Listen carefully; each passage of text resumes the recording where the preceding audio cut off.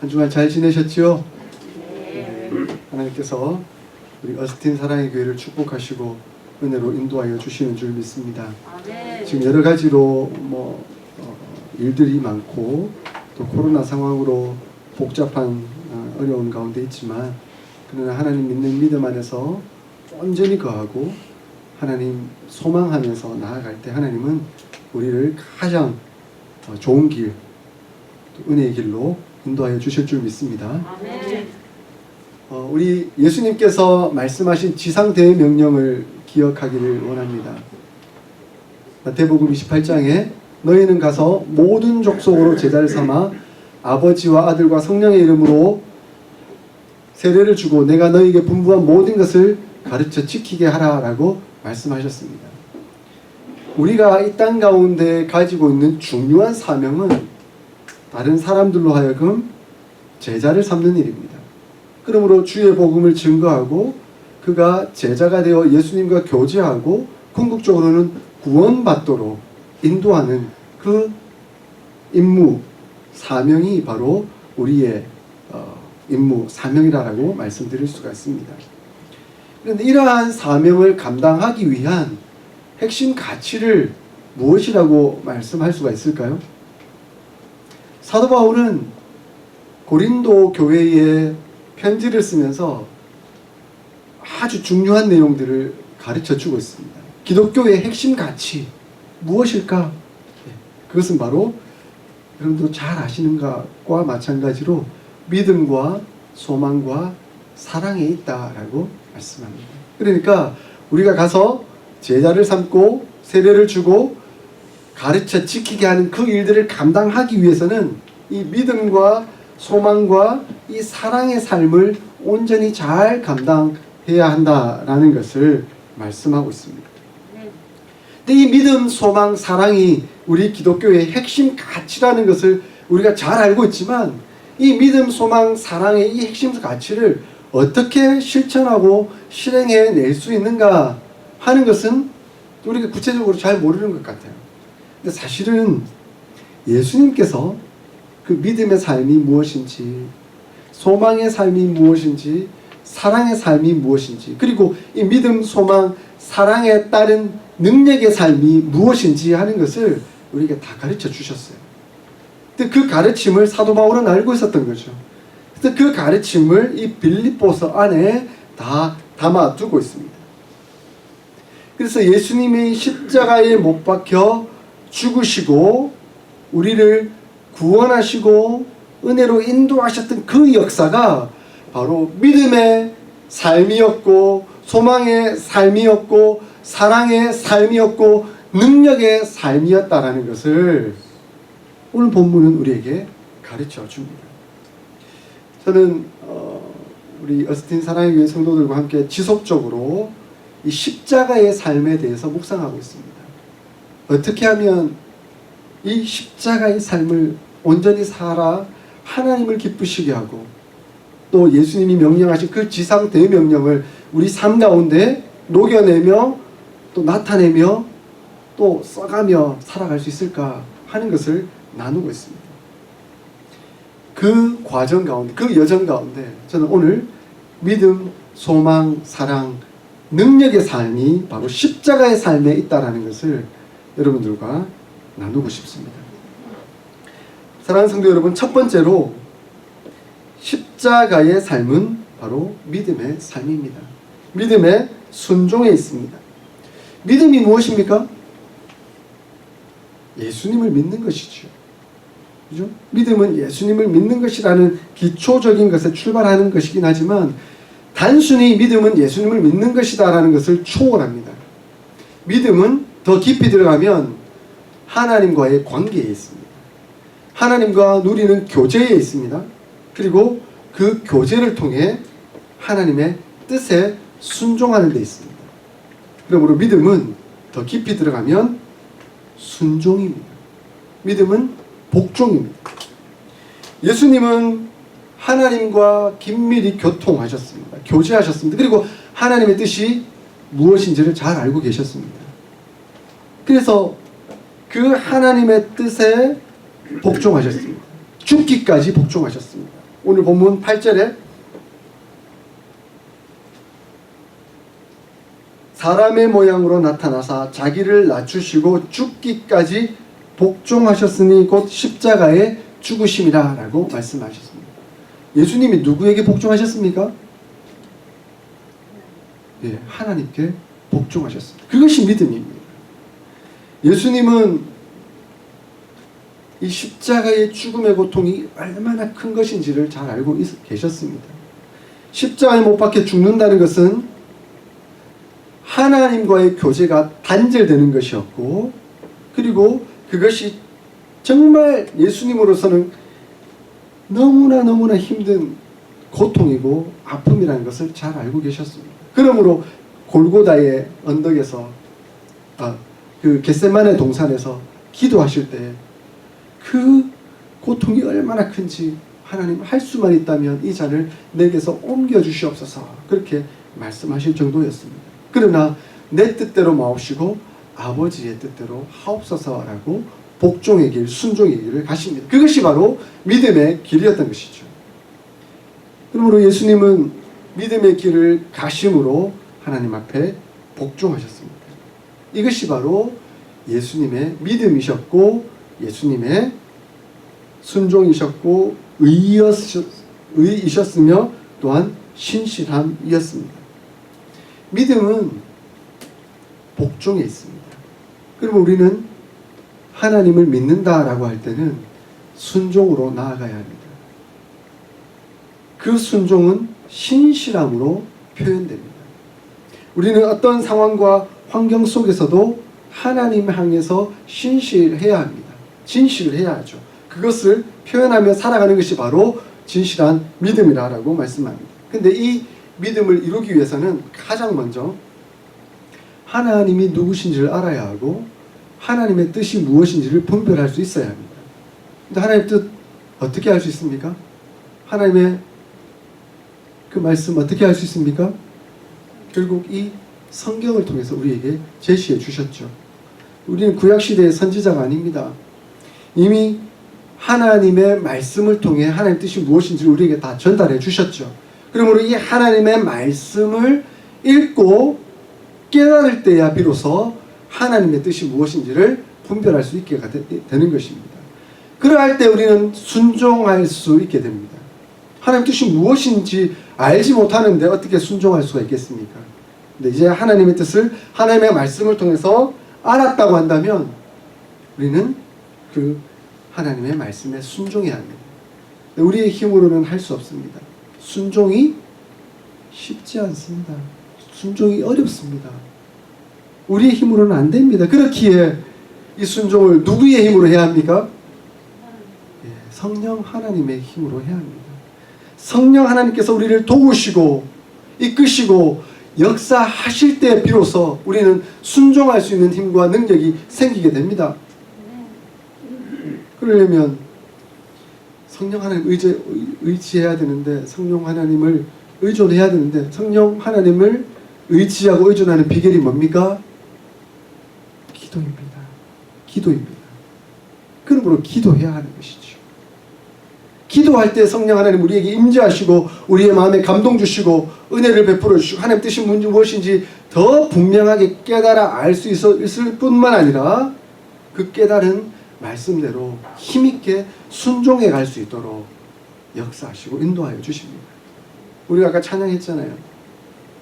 우리는 비록 연약하고 부족하지만 하나님은 전능하십니다. 하나님 능력 있으십니다. 하나님 우리를 붙들어 주시고 이끌어 주실 때 우리는 전능하신 하나님을 따라 감당해낼 수 있게 되는 것이죠.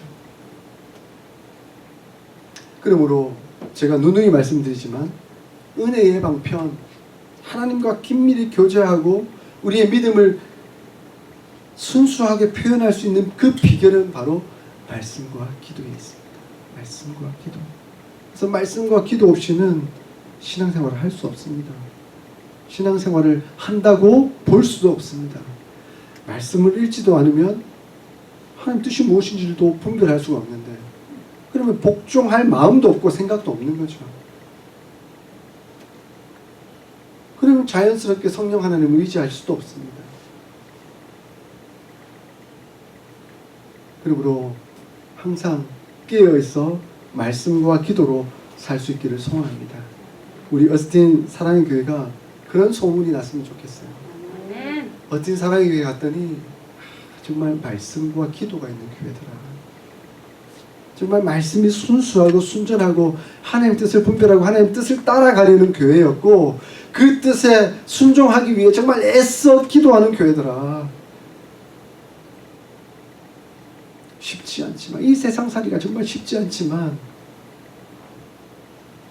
어렵지만 성령 하나님을 의지하고 기도하면서 정말 하나님 뜻에 순종하는 교회더라.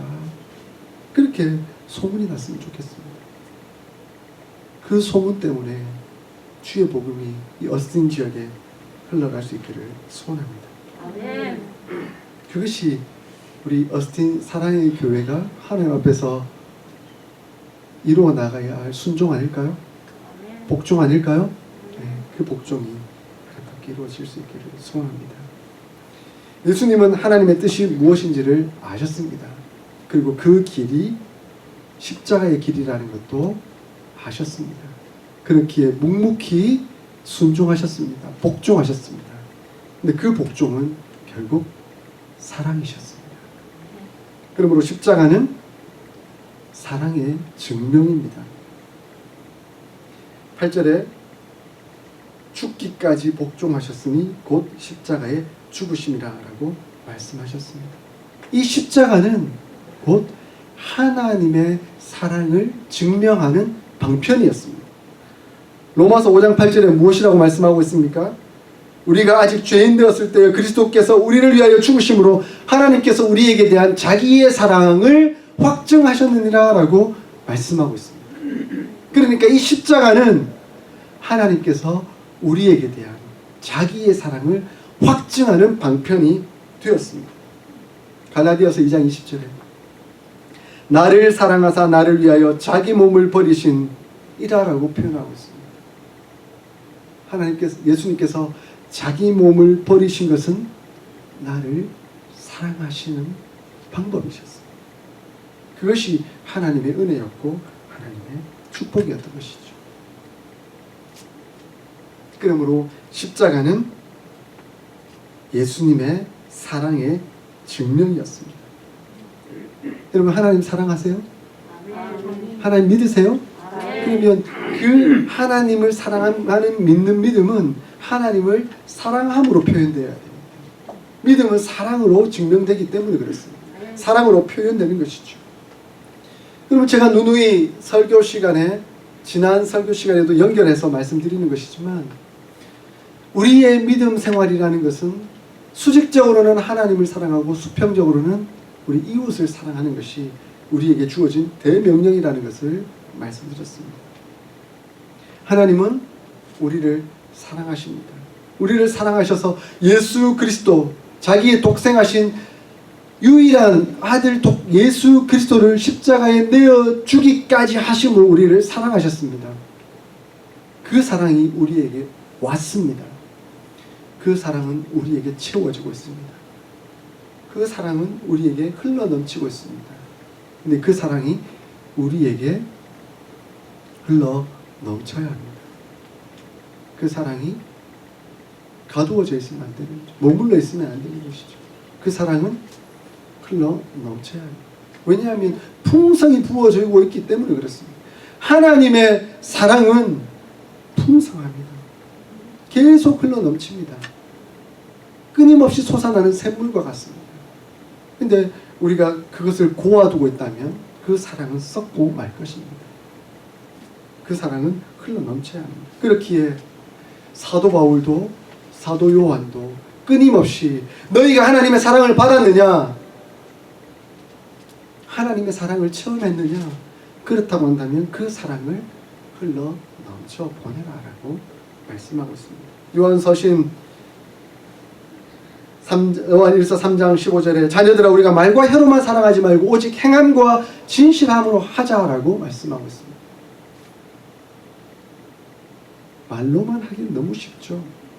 아이고 사랑해 사랑해. 그런데 예수님의 그 사랑은 죽기까지 복종하심으로 표현된 사랑이었습니다. 그래서 요한은 4장 20절에 누구든지 하나님을 사랑하노라 하고 그 형제를 미워하면 이는 거짓말하는 것이다. 보는 바 그 형제를 사랑하지 아니하는 자는 보지 못하는 바 하나님을 사랑할 수 없다라고 말씀하고 있습니다. 보이지 않는 하나님을 사랑한다라고 말하는 건 너무 쉽습니다. 왜냐하면 보이지 않으니까요. 그런데 그것은 보이지 않는 형제를 사랑함으로 표현되어야 된다라고 우리에게 가르쳐주고 있습니다. 그래서 이것은 결국 믿음의 증명입니다. 사랑은 믿음이 증명된 결과물이라고 말할 수가 있겠습니다. 여러분, 하나님을 믿으시죠? 네. 예수님을 믿으시죠? 네. 그렇다고 한다면 우리를 통해서 사랑이 표현되어야 합니다. 사랑이 흘러넘쳐야 합니다. 진정한 사랑이 드러나는 그곳에 하나님을 믿는 믿음이 드러나게 되어 있습니다. 그리고 그 사랑을 보면서 하나님을 믿겠다라는 결단이 흘러나옵니다. 말로만 하는 그 믿음 가운데서는 금방 실망하고 맙니다. 어색해지는 거죠. 야, 믿음이란 이런 것인가? 사랑도 없고 비난하고 비판하고 저것이 과연 믿음인가? 하는 의구심에 빠져들게 만드는 것이죠. 그러므로 하나님이 우리에게 보여주신 그 사랑의 교훈, 우리 또한 사랑함으로 믿음을 보여줄 수 있기를 소원합니다. 아멘. 우리 어스틴 사랑의 교회가 참 사랑의 교회다. 어스틴 사랑의 교회잖아요. 아멘. 어스틴 사랑의 교회. 그래서 기독교의 핵심 가치는 사랑이죠.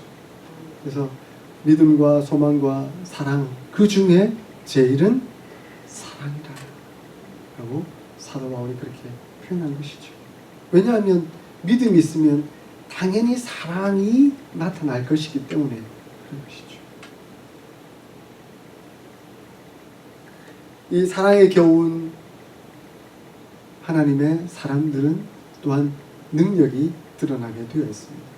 사랑의 삶을 살면 능력이 드러나게 되어 있습니다. 그러므로 십자가는 역설적 능력과 지혜라고 말씀드릴 수 있습니다. 십자가는 역설적 능력과 지혜입니다. 제가 지난주에 말씀드렸지만 하나님의 능력은 어디에서 나온다고요? 십자가의 도에서 나옵니다. 멸망하는 자들에게는 정말 어리석은 것처럼 보이지만 그러나 구원받는 우리에게는 하나님의 능력으로 나타나는 것이 바로 십자가의 도입니다. 근데 그 십자가의 도 이후의 결과가 어떻게 나타나고 있습니다. 그러니까 오늘 보면 9절 10절에 그것을 잘 말씀하고 있잖아요. 9절 10절 같이 한번 읽어볼까요? 시작. 이러므로 하나님이 그를 지극히 높여 모든 이름 위에 뛰어난 이름을 주사 하늘에 있는 자들과 땅에 있는 자들과 땅 아래에 있는 자들로 모든 무릎을 예수의 이름에 꿇게 하시고, 예수님은 가장 낮아지는 십자가의 길을 가셨습니다. 가장 연약한 길, 인간이 당할 수 있는 가장 치욕적인, 가장 고통스러운 그 길을 가셨습니다. 그런데 거기에 역설적인 은혜와 능력이 있었던 것이죠. 하나님의 능력이 그곳에서 나타났습니다. 사도 바울도 그것을 잘 알았습니다. 그렇기에 사도 바울은 자기는 약함을 자랑하노라 라고 말씀합니다. 왜냐하면 그 약함 속에 내가 약함을 인정할 때 그 약함의 능력에 하나님의 능력이 임재하고 나의 능력이 아닌 하나님의 능력이 나타나는 것을 경험할 수 있었기 때문에 그렇습니다. 우리가 우리의 능력, 우리의 힘을 자랑하면 하나님의 능력은 나타나지 않습니다. 나타날 수가 없습니다.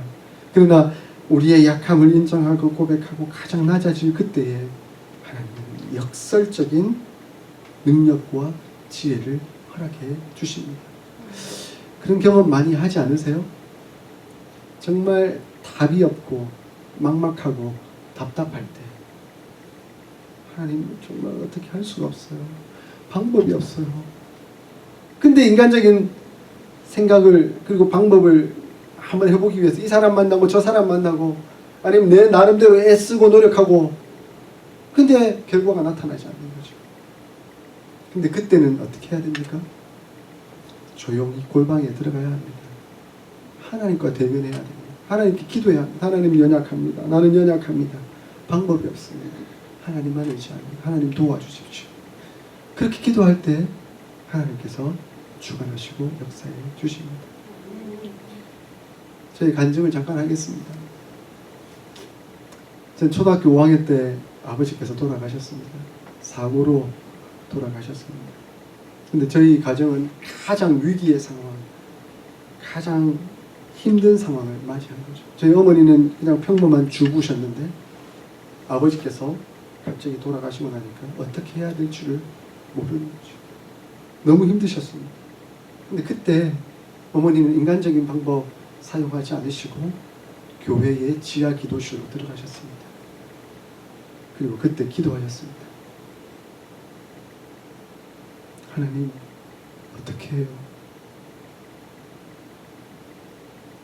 3남매가 있는데 3남매를 어떻게 키워야 돼요? 하나님, 방법이 없습니다. 하나님 도와주십시오.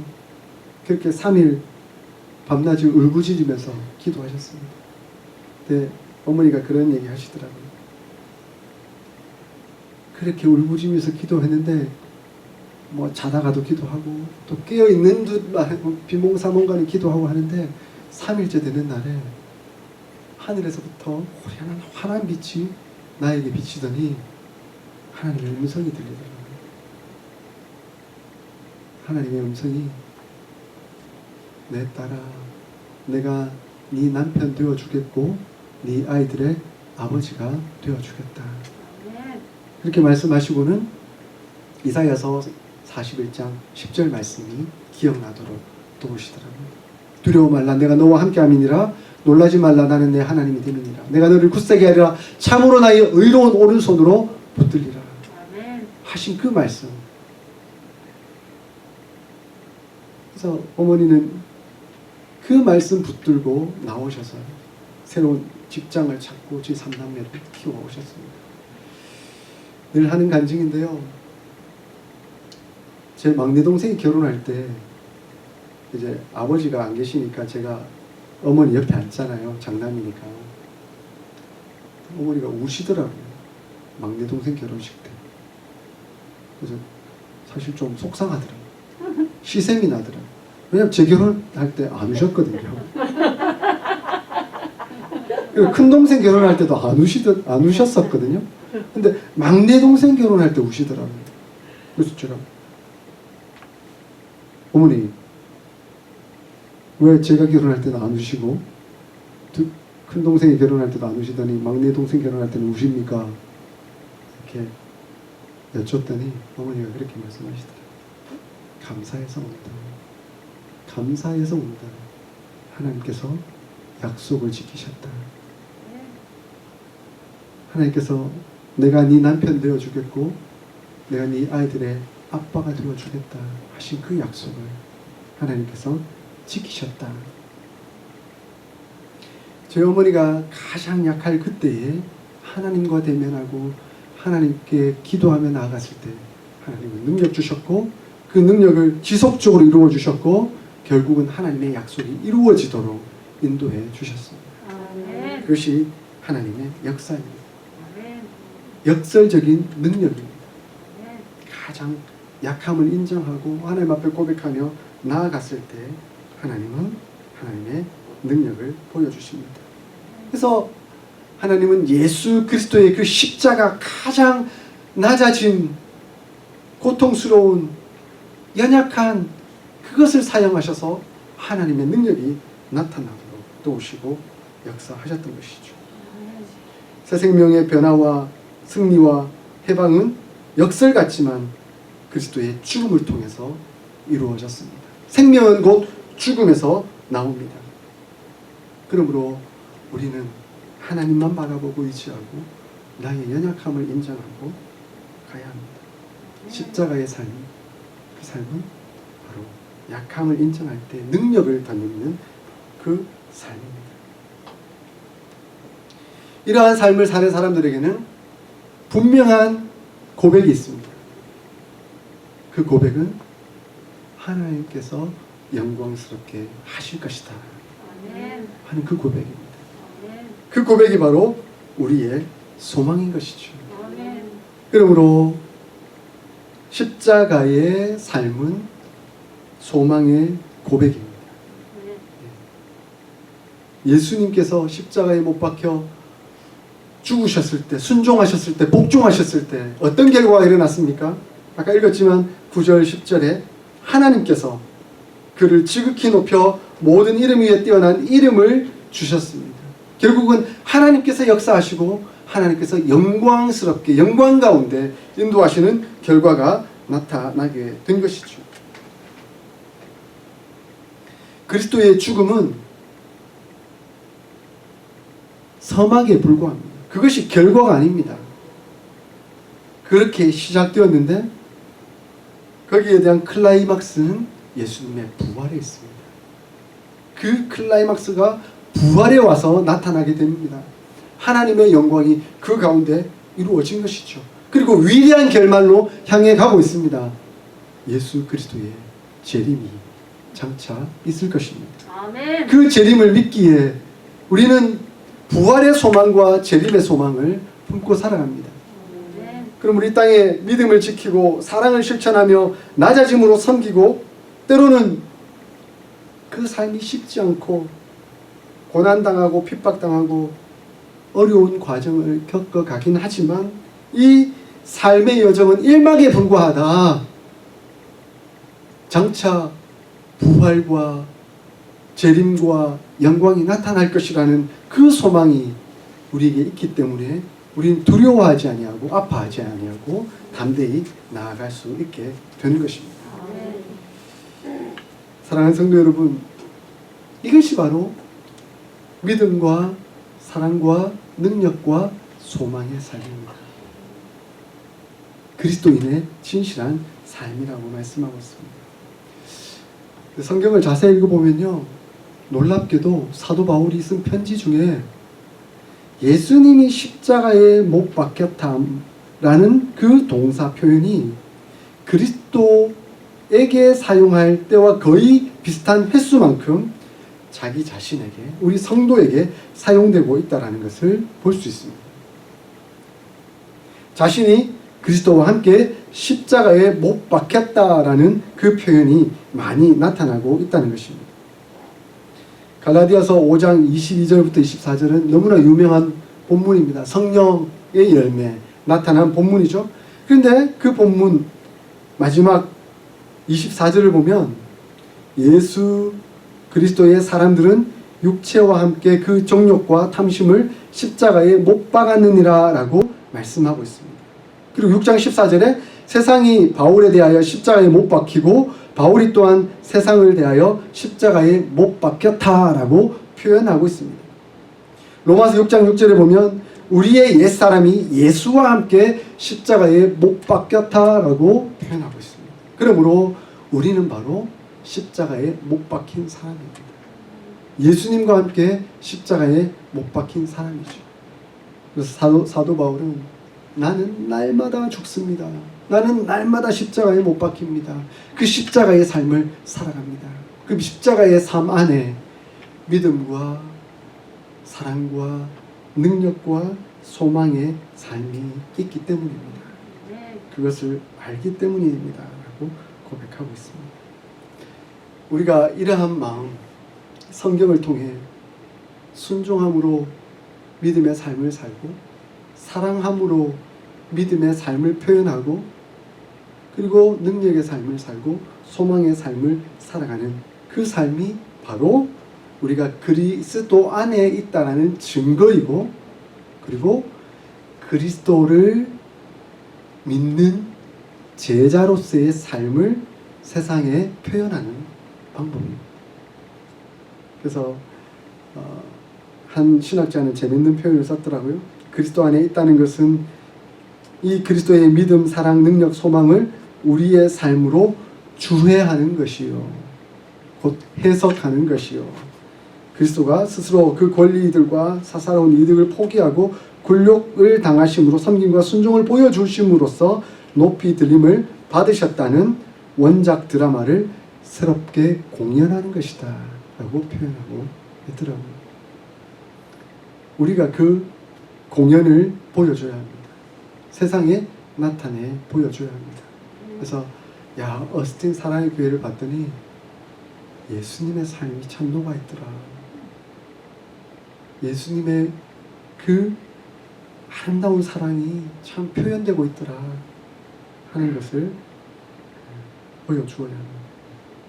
그러므로 바울의 영성은, 그리고 우리의 영성은 곧 십자가를 본받는 삶, 그 영성이 되어야 합니다. 사랑하는 성도 여러분, 우리의 삶은 십자가를 증명하는 삶이어야 합니다. 그 증명하는 삶이 바로 믿음, 사랑, 능력, 소망의 삶이 되는 것이고, 그리고 그 방법, 가치를 통하여 하나님께서 예수 그리스도를 통해서 우리에게 명령하신 그 지상대명령 이루어가는 방편입니다. 그 하나님의 뜻에 순종하여 온전히 하나님 기뻐하시는 교회를 세워가는 저와 여러분들이 다 될 수 있기를 주의 이름으로 축복드립니다. 아멘. 기도하겠습니다. 하나님 아버지, 오늘 말씀을 통해서 믿음, 소망, 사랑, 능력이 무엇인지를 깨달을 수 있도록 인도하여 주시고, 그것이 예수님을 통해서 우리에게 전달되었을 뿐만 아니라 사도 바울이 그 예수님을 붙쫓아 따라갔던 삶이라는 것을 기억하게 됩니다. 우리 또한 그 믿음의 삶, 그 사랑의 삶, 그 능력의 삶, 그 소망의 삶을 살아가기를 소원합니다. 우리의 힘으로는 할 수 없사오니 성령 하나님 힘을 주시고 능력 주셔서 잘 감당해낼 수 있도록 역사하여 주시옵소서. 그래서 날마다 말씀과 기도로 하나님과 교제하게 하시고, 그 교제를 통해 순종함으로 하나님의 능력을 덧입을 수 있는 저희들 되게 하여 주시옵소서. 감사드리며 예수님의 이름으로 기도드립니다. 아멘. 우리 헌신 찬양 드리겠습니다. 우리 여기 표시에는 일어서도록 되어 있는데 그동안 제가 한 번도 일어서라고 말씀을 안 드렸는데 오늘 한번 일어서서 찬양해 볼까요? 나 주님의 기쁨 되기 원하네. 우리 들은 말씀 기억하고 또 결단하는 마음으로 이렇게 찬송하겠습니다.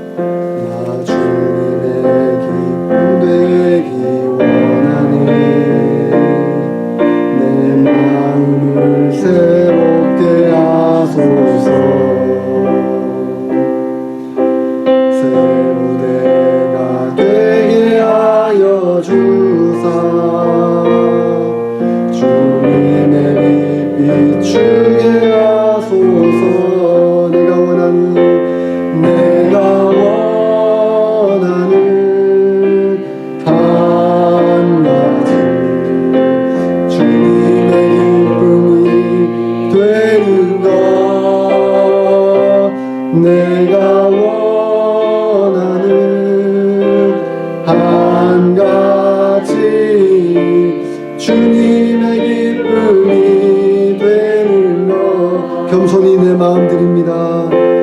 겸손히 내 마음 드립니다. 나의 모든 것 받으소서.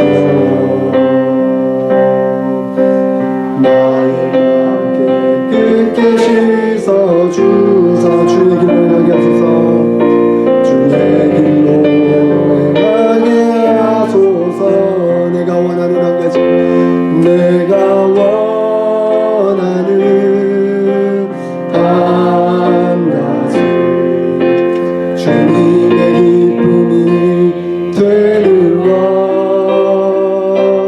내가 원하는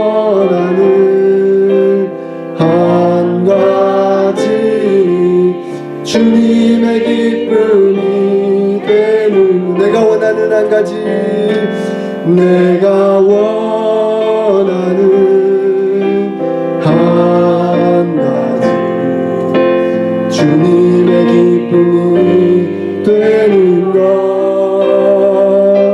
내가 원하는 한 가지 주님의 기쁨이 되는 것 사랑하는 성도 여러분 함께 기도합시다. 기도할 때 오늘 말씀을 들은 것 기억하면서 하나님 제가 믿음의 삶, 사랑의 삶, 능력의 삶, 소망의 삶을 살 수 있기를 소원합니다. 그 삶은 하나님의 뜻을 알고 하나님의 뜻에 순종할 때 그리고 성령님을 의지하고 성령님께 기도할 때 우리에게 이루어지는 줄 믿습니다. 그러므로 나의 날마다의 삶 속에서 말씀과 기도로 살기로 결단하오니 하나님 나의 마음과 생각을 다스려 주시고 은혜로 인도하여 주시옵소서. 우리 함께 통성으로 그 기도 제목 가지고 기도하겠습니다. 하나님 아버지